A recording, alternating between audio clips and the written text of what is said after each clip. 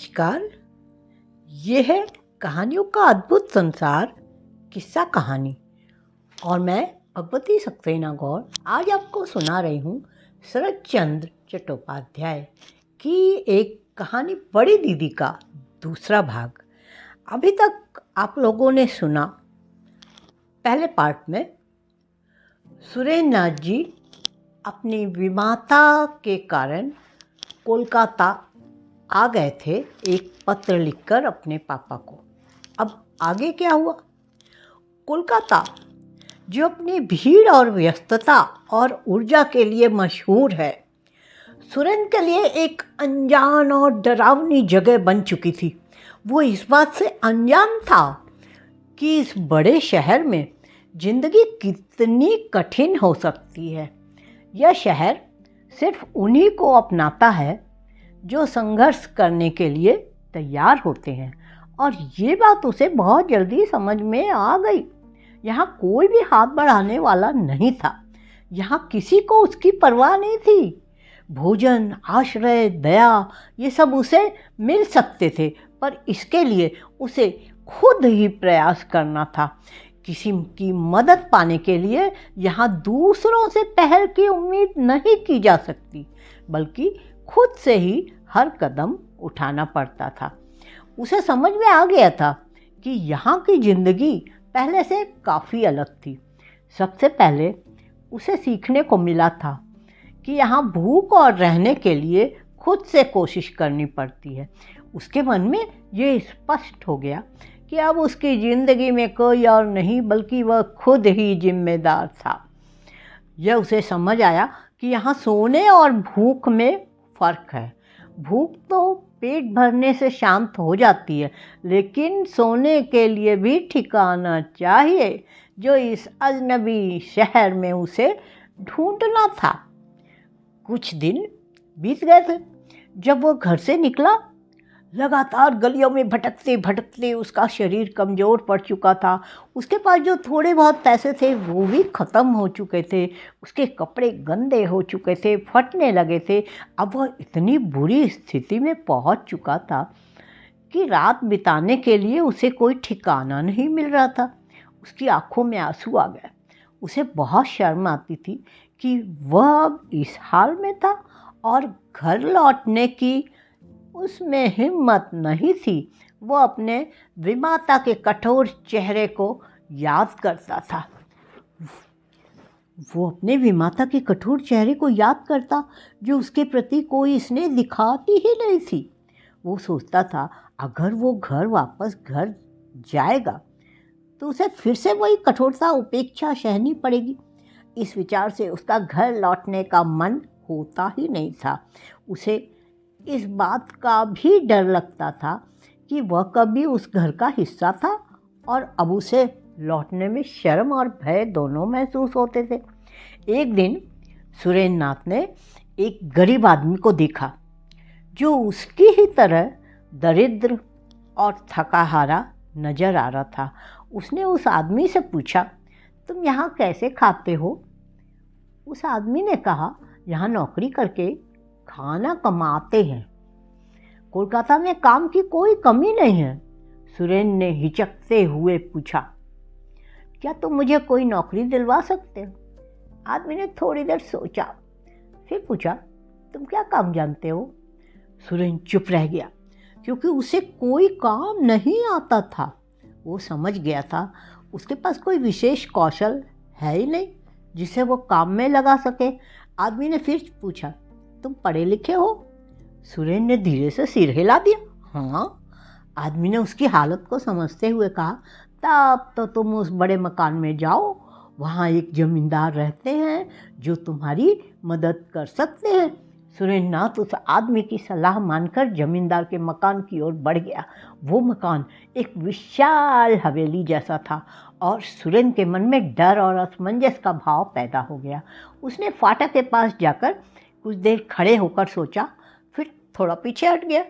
2 दिन तक वो हिम्मत को जुटाने में असफल रहा, और वो अंदर जाकर किसी से मिल सके ऐसी उसकी हिम्मत ही नहीं हुई। लेकिन आखिरकार उसने अपनी हिम्मत को इकट्ठा किया और फाटक के अंदर चला गया।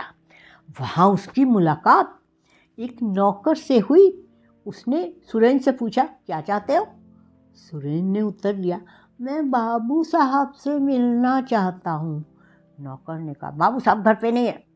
सुरेंद्र को राहत मिली। उसे लगा वो मुश्किल से बच गया। उसे अब नौकरी के बारे में बात नहीं करनी पड़ी, न ही अपनी दयनीय स्थिति का वर्णन करना पड़ा। वो खुशी खुशी लौट आया और भोजन किया। वो खुद को मन ही मन तसल्ली देने लगा कि अगले दिन फिर से कोशिश करेगा। अगले दिन जब सुरेंद्र फिर से वहाँ गया तो उसका उत्साह कहीं गायब हो चुका था। जैसे जैसे वो मकान के पास पहुँचा, वैसे वैसे उसकी हिम्मत कमज़ोर पड़ने लगी। जब वह फाटक के पास पहुंचा तो उसके कदम जैसे रुक गए। फिर भी किसी तरह खुद को संभालते हुए अंदर गया। उसी नौकर से मिला। इस बार नौकर ने कहा, बाबू साहब घर पर हैं, चलो तुम्हें उनसे मिलवा देता हूँ। अंदर जाते समय सुरेंद्र के मन में डर और असहजता का भाव था। मकान बहुत बड़ा और शानदार था। हर तरफ संगमरमर की सीढ़ियाँ, झूमर, बड़े बड़े आईने, महंगे सजावट के सामान लगे थे। सुरेंद्र का मन भारी हो गया क्योंकि उसे अपनी आर्थिक स्थिति और सामाजिक स्थिति का एहसास हो रहा था। हालांकि उसका परिवार भी गरीब नहीं था, लेकिन यहाँ की शान शौकत देखकर वो खुद को बहुत छोटा महसूस कर रहा था। जब सुरेंद्र जमींदार के सामने पहुँचा तो उसका दिल जोर जोर से धड़कने लगा। उसने अपनी स्थिति को समझते हुए बहुत ही घबराहट में कहा, मैं नौकरी चाहता हूँ। ब्रजनाथ लाहिड़ी, जो जमींदार थे, ने उसकी स्थिति को भांप लिया और उन्होंने हंसते हुए पूछा, ये तुमसे किसने कहा कि मैं नौकरी दे सकता हूँ? सुरेंद्र ने अपनी पूरी कहानी बताई कि कैसे रास्ते में एक आदमी ने उसे यहाँ आने की सलाह दी थी। ब्रज बाबू ने कहा, तुम अभी बच्चे हो, इसलिए ये जानकर बड़ा दुख हुआ कि इस उम्र में तुम्हें घर छोड़ना पड़ा। मैं तुम्हें कोई नौकरी नहीं दे सकता, लेकिन तुम्हारे लिए कुछ व्यवस्था कर सकता हूँ। अच्छा। उसे जाते देख ब्रज बाबू ने उसे फिर बुलाया और बोले, तुम्हें और कुछ नहीं पूछना? बस इतने से ही तुम्हारा काम हो जाएगा। तुम ये क्यों नहीं पूछ रहे कि मैं तुम्हारे लिए क्या व्यवस्था कर सकता हूँ? सुरेंद्र छकपकाया सा खड़ा रहा।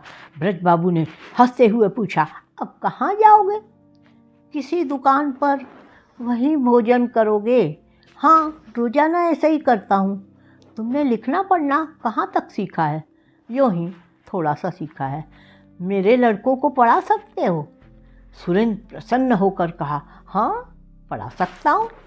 ब्रज बाबू ये सोचकर हंस पड़े कि दुख और गरीबी के कारण इसका दिमाग ठिकाने नहीं है, क्योंकि किसे पढ़ाना है और क्या पढ़ाना है ये जाने ही बिना ये प्रसन्न हो गया। उन्होंने कहा, अगर मैं कहूँ कि वो बीए में पढ़ता है तो तुम किस तरह पढ़ा सकोगे? सुरेंद्र कुछ गंभीर हो गया। फिर सोचकर बोला, किसी तरह काम चला ही लूँगा। ब्रज बाबू ने कुछ और नहीं किया, नौकर को बुलाकर बोले, बंधु, इनके रहने और भोजन आदि की व्यवस्था कर दो। फिर वह सुरेंद्र की ओर देखकर बोले, संध्या के बाद मैं तुम्हें बुलवा लूँगा। तुम मेरे यहाँ रह सकते हो जब तक तुम्हारी नौकरी का इंतजाम नहीं होता। इसके बाद ब्रजनाथ ने उसे रहने की जगह और खाने की व्यवस्था कर दी। दोपहर में जब ब्रजनाथ ने अपनी बड़ी बेटी माधवी से इस बारे में बात की तो उसने पूछा, वो कौन है बाबूजी? उन्होंने कहा, एक गरीब लड़का है, थोड़ा पढ़ा लिखा भी है। वह तुम्हारे बड़े भाई को पढ़ाने को तैयार हो गया है। अगर वह बीए छात्र को पढ़ा सकता है तो तुम्हारी छोटी बहन प्रमीला को तो पढ़ा ही सकता है। सोचता हूँ प्रमीला को वही पढ़ाया करे। माधवी ने इस पर कोई आपत्ति नहीं की। अगले दिन से सुरेंद्रनाथ ने प्रमीला को पढ़ाना शुरू कर दिया। प्रमीला, जो सिर्फ 7 साल की थी, बोधोदय पढ़ती थी। वो पढ़ाई में बहुत ध्यान नहीं देती थी और हमेशा खेलती रहती थी। सुरेंद्र नाथ ने उसे पढ़ाने की कोशिश की, लेकिन प्रमिला खेल कूद मस्ती में मगन रहती। वो कभी किताब के पन्ने पलटती तो कभी इधर उधर दौड़ती। सुरेंद्र नाथ को यह सब देखकर लगता कि वो प्रमिला को पढ़ाने में असफल हो रहा, लेकिन उसने फिर भी हार नहीं मानी। उसे पढ़ाने की कोशिश करता रहा। दोपहर के बाद सुरेंद्र नौकरी की तलाश में निकलता। वो ब्रजनाथ द्वारा लिखे गए सिफारिशी पत्रों को लेकर विभिन्न लोगों से मिलने जाता, लेकिन हर बार वो उन मकानों को देखकर लौट आता, क्योंकि उसे वहाँ जाकर खुद को साबित करने में डर लगता था। उसके मन में बार बार असफलता का डर बना रहता था। वो सोचता था अगर उसने कुछ गलत किया तो उसे फिर से नौकरी मिलने की कोई उम्मीद नहीं होगी। उसके पास कुछ किताबें थी जो वह अपने साथ घर से लाया था। वो रात में उन्हीं किताबों को पढ़ता और अपनी बेहतरी की उम्मीद में समय बिताता। ब्रजनाथ जब कभी उससे पूछते कि क्या उसे काम मिला, तो वो या तो चुप रहता या कहता कि उसे उस व्यक्ति से मुलाकात ही नहीं हो सकी। इस प्रकार दिन बीतते चले गए और सुरेंद्र की नौकरी की तलाश जारी रही। अभी तक आप सुन रहे थे बड़ी दीदी कहानी शरद चंद्र चट्टोपाध्याय की भगवती सक्सेना गौड़ से। और मिलते हैं दूसरी कहानी में। ज़रा इसको लाइक और कमेंट ज़रूर करिए।